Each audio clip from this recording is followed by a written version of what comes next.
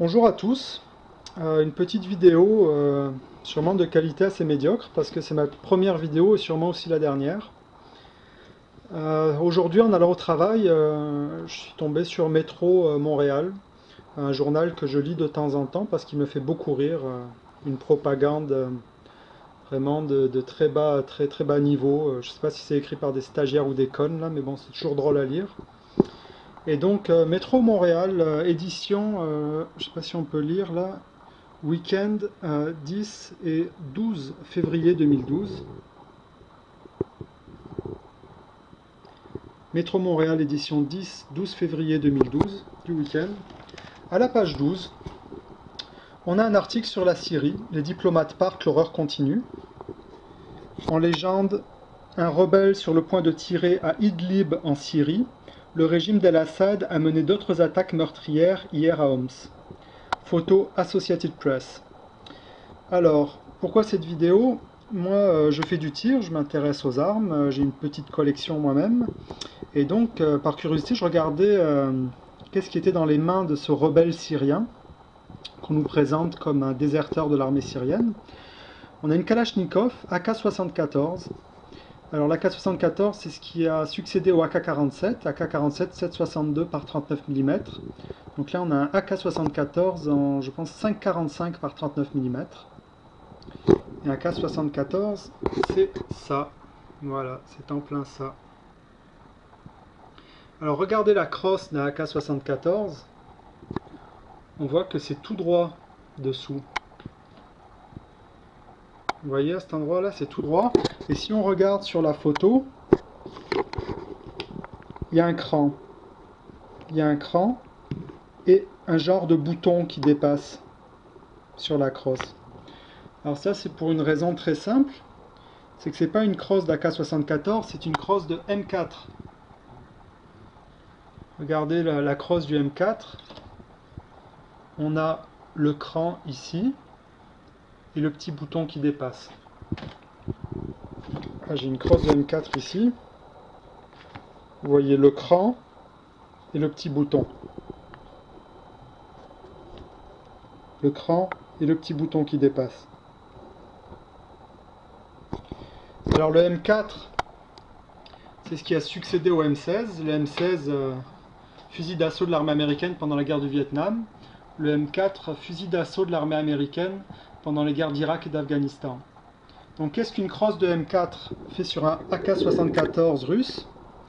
Eh bien en fait c'est quelque chose qu'on voit assez couramment aux États-Unis parce que les Russes prévoient de combattre en général avec des gros manteaux parce qu'il fait froid en Russie une bonne partie de l'année. Donc les crosses sont plus courtes. Avec des gros manteaux plus le gilet pare-balles, on a besoin de crosses plus courtes. Et la crosse du M4 est ajustable en longueur. Donc souvent les Américains qui ont des Kalachnikov vont mettre un adapteur pour mettre une crosse de M4 sur une Kalachnikov. C'est ce qu'on voit ici. Alors là où ça devient intéressant, c'est que cet adapteur, à ma connaissance, il y a deux compagnies. Il y a la compagnie Ace aux États-Unis, mais ça ne ressemble pas tellement à ça. Et ensuite, une compagnie israélienne qui s'appelle Tsahal.org. Alors, Tsahal.org, qui est une compagnie qui offre des accessoires pour, on va dire, customiser les fusils d'assaut, les pistolets, ce genre de choses. Et là, on a un adapteur de cross M4 sur AK-74, pour AK-74. Tsahal.org. Ensuite, si on regarde la photo de notre rebelle syrien, on peut voir devant sa main gauche un genre de petite poignée là, avec des stries dessus. Et ça c'est assez intéressant parce que sur tsahal.org, on a exactement le même modèle. Alors c'est une poignée qui s'ouvre comme ça. Et sinon, sur la photo, la poignée est repliée comme ça. Alors là, moi je suis absolument catégorique. Je n'ai vu ça que par des compagnies, enfin une compagnie israélienne. J'ai jamais vu ça aux États-Unis. Je connais aucune compagnie américaine qui produise une poignée de ce type.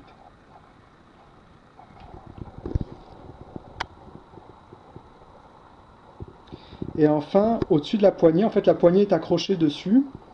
Autour du canon, on a ce qu'en anglais on appelle une handguard qui entoure le canon. Si on va sur un AK-74 stock sorti d'usine, alors c'est ça là, c'est ça, c'est ça. Alors, vous voyez, c'est un polymère et c'est tout lisse. Sur la photo, je pense que c'est aussi en peut-être en aluminium, mais sûrement plus en polymère. Et on voit qu'il y a des rails au-dessus et en dessous. En dessous, la poignée dont je vous ai parlé est fixée sur les rails. Et donc, ce modèle de handguard, il est là sur tsahal.org. Handguard pour AK-74.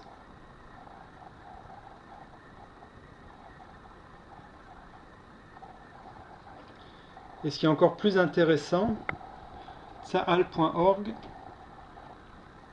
propose des kits où on retrouve tout ce qu'il y a sur la Kalachnikov de notre rebelle syrien. Donc la crosse de M4 avec l'adapteur. La poignée on ne la voit pas à cause elle est cachée sur la photo par la main du tireur. On a le handguard et on a la poignée pliante. Kit vendu par tsahal.org et qu'on retrouve sur le fusil d'assaut du rebelle syrien. Alors moi quand j'ai vu ça, là j'étais au bord de la rupture d'anévrisme ou de la crise cardiaque. Parce que c'est quand même... En fait il y a trois possibilités. Alors on nous dit que ce sont des déserteurs de l'armée syrienne qui se battent contre les forces régulières. Alors soit c'est une arme qui appartenait à l'armée syrienne régulière, et à ce moment-là, c'est-à-dire que l'armée syrienne s'approvisionnait en accessoires en Israël. Ça, c'est la première possibilité. Deuxième possibilité, notre rebelle a un cousin aux États-Unis qui lui envoyait des accessoires au cas où un jour il arriverait à mettre la main sur un AK-74. Et troisième possibilité, cette arme vient d'Israël, directement ou indirectement. Journal Métro Montréal, week-end 10-12 février 2012. Un rebelle syrien avec un AK-74 et des accessoires made in Israël. Alors si on va sur tsahal.org, on peut aller à About et on a l'histoire de la compagnie avec Yitzhak Rabin, Ehud Olmert, Ariel Sharon,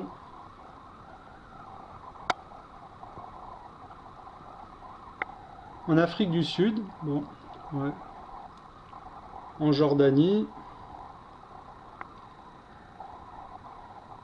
et puis les enfants qui servent dans l'armée israélienne.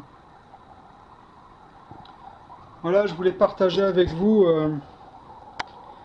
cette petite découverte, photo d'Associated Press, un rebelle syrien, une arme russe, des accessoires israéliens. Merci d'avoir regardé, bye bye.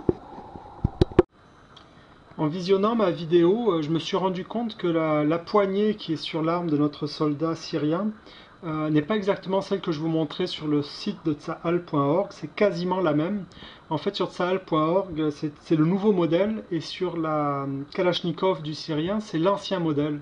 Alors je voulais vous montrer l'ancien modèle pour que vous voyez que c'est exactement celui qu'il y a sur la photo d'Associated Press. Donc on peut voir AR-15 M16 Folding Vertical Grip et Manufacturer, vous pardonnerez l'accent, Command Arms ACC, vous voyez juste là, Command Arms ACC, et moi j'ai personnellement une poignée de Command Arms ACC CAA, je pense qu'on peut le voir ici, et juste en dessous de CAA, je ne sais pas si vous pouvez le lire, Made in Israel.